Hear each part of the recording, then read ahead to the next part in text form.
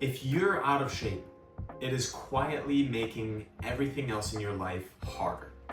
And most people never connect the dots. Like many things in life, fitness is simple, but it's not easy. People know what to do, but not what actually matters the most. See, experts are not gatekeeping some piece of information from you that you don't know. They just never skip the basics. If you're a complete beginner to fitness, or maybe you're experienced and you're just not where you want to be, this video is for you. I'm Matt Gemco. I've spent the last 15 years training, competing, and working in the fitness industry, selling gym equipment through my company, selectfitness.com, to thousands of different people. In the next 15 minutes, I'm gonna break down the most essential fitness basics you need so you can stop guessing and really get results. And by the way, stick around to the end. The last thing on the list here is the one most important thing that causes people not to see the results that they want. I'm gonna package this into about 5 different core pillars of fitness. First being sleep, second being diet, third being cardio, fourth being resistance training and weightlifting, and fifth being identity. When you nail these 5 fitness pillars in order, it stops feeling confusing and feels more like a streamlinable system that you can start building positive habits around. So number 1, sleep. Sleep is the most important part of fitness, but it is also the least complicated. Simply put, you should try to get 7 to 9 hours of sleep. You should try not to use your phone right before bed. You should try not to eat a bunch of snacks or junk food right before bed. And you should try to sleep roughly at the same time 7 days out of the week.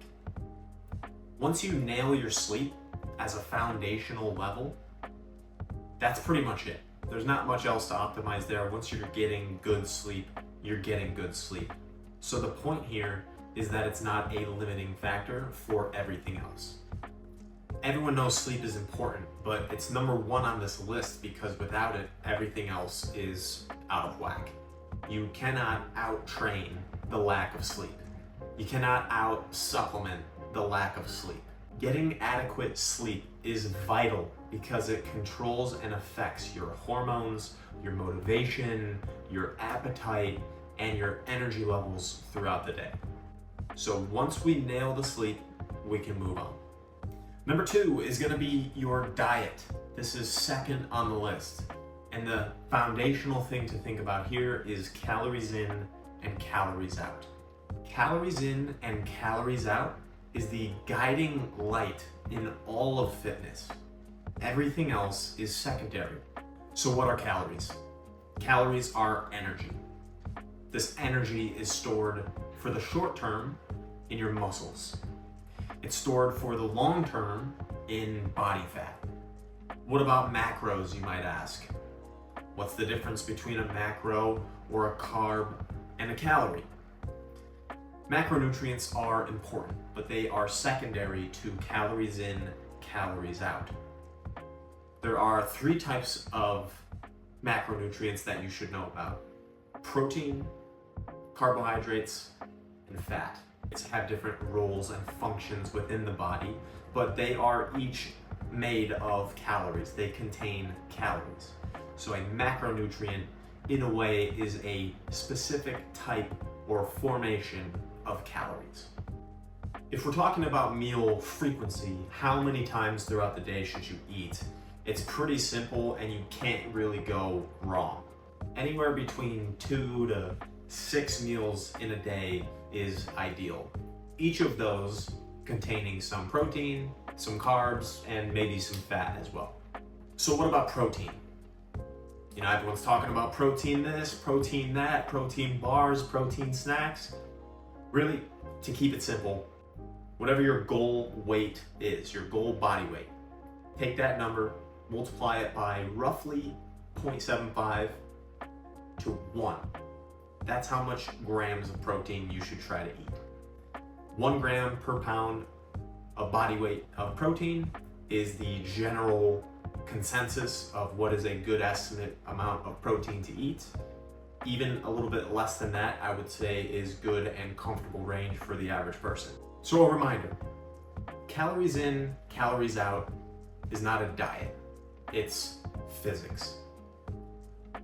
The macronutrients that you should concern yourself with are protein first, then carbs, and some fat. Your diet should be composed of ideally mostly whole foods with supplementation from things like protein powders, protein bars, whenever it's necessary. A lot of the time too, your diet and your overall fitness starts not in the kitchen, but at the grocery store as well.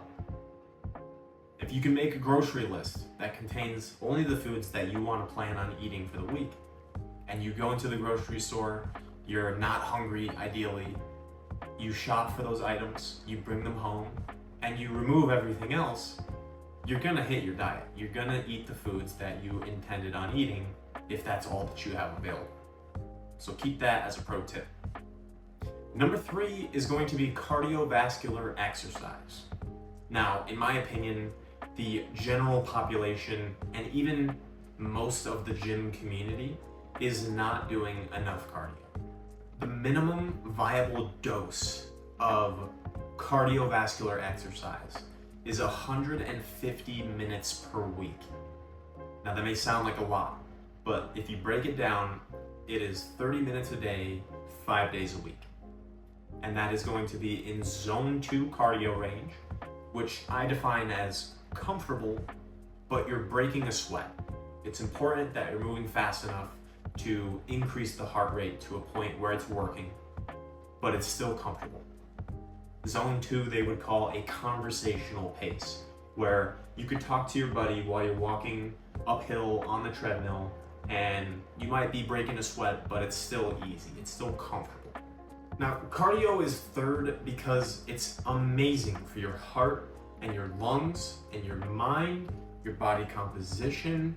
Just about everything on your body is benefiting by doing this 150 minutes of zone 2 cardio per week.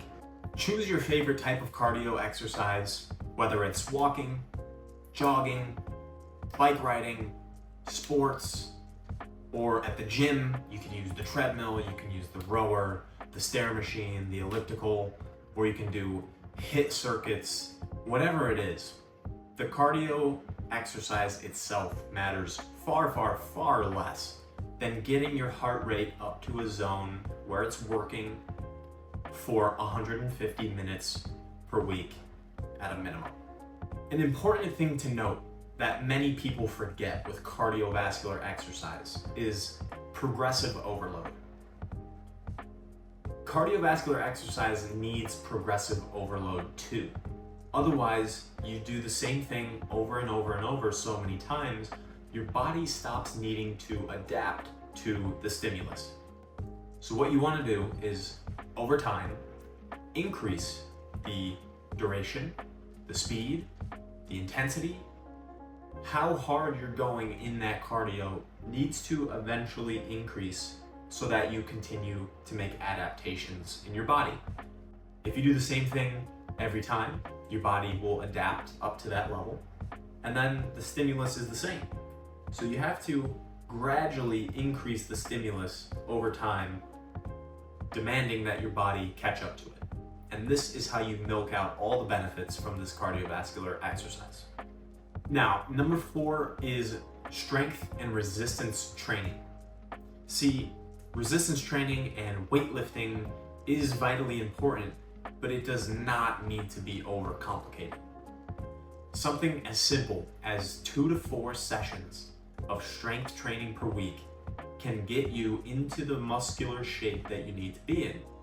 So with 2 to 4 strength training sessions per week, what should my workout split be, Matt? Well, whatever you see on the internet is probably fine. Everyone is out there trying to promote their new workout split that they claim is the best, and the reality is, in my opinion, they all accomplish the same thing. Whatever is best for you to train all of the muscles on your body at least once, if not more times per week, that's sufficient. If you're a beginner, you can get away with far less structure, far less planning. Just get in the gym and lift heavy weights. If you're on more of the advanced side, the volume, the intensity, and the frequency matter slightly more and is worth thinking about, but it's still going to fall into that same range of 2 to 4, maybe another extra strength training session per week. If you're completely new to the gym, it could be helpful to research some other videos or even use a trainer to help you with your form and exercise selection. But there are 2 frameworks that you need to use or need to understand to, whatever you do, have success and see results. And those 2 things are progressive overload and training close to failure. These 2 things combined with at least adequate enough exercise volume on each of the muscles equals muscle gains. So we're talking about fitness here. The muscles on your body are a humongous portion of it, but strength training is far overcomplicated in the fitness industry today. And again, you don't need some perfect training regimen. You need something simple and repeatable that allows you to progressively overload and train harder each and every session. Number 5, last but certainly not least, is identity. Adopting a fitness identity is crucial to long-term results. Now, the reason most people, I believe, fail when trying to get into shape, it's constant resistance. They're relying on motivation and trying to build discipline to do something that they hate, that they feel resistance towards. And the key turning point here is that when you adopt this identity, that I am the person who goes to the gym, I am the person that shows up when they don't want to, I am the type of person that follows the plan that I made for myself to achieve some goal. That is how you stay in it forever. That is how you make it feel easy to accomplish what are viewed as difficult or challenging goals. So adopting this new identity of I am this type of person, it helps you not rely on motivation or discipline, which are fleeting, but habits. Naturally, I'm the type of person that just wakes up and goes to the gym. That's just what I do. I didn't have to think twice about that. I'm the type of person that does regular cardio sessions on Monday, Wednesday, Friday, and Sunday, and that's just what I do. It's simple when you adopt the identity of I am the type of person that does this now. I'm the type of person that eats this diet. I'm the type of person who does what I said I would do, which is leading to this goal. When fitness becomes a piece of who you are, you stop relying on motivation and you just start building positive habits. So guys, I made this video overly basic and simple for a couple of reasons. One being, I have more videos to make that will go into far greater detail on all of these topics. But also, it is really as simple as this, the 5 steps that I just laid out.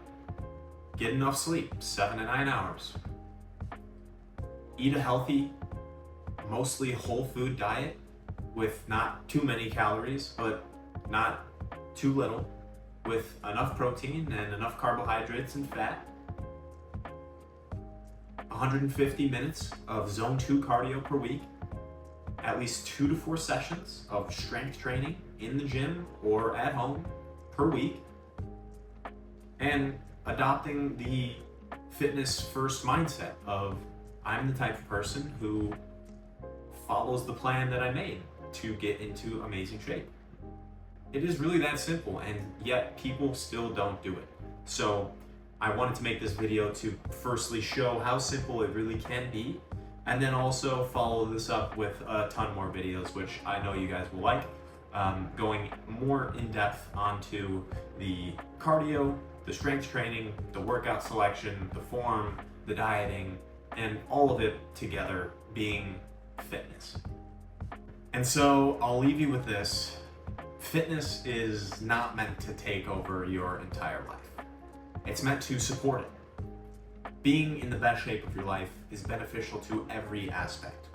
Your family, your relationships, your fitness, of course, your health, your longevity, the amount of life that you live, the quality of the life that you live, your job, your business, your professional career. Everything in your life is benefited from a solid foundation of physical fitness.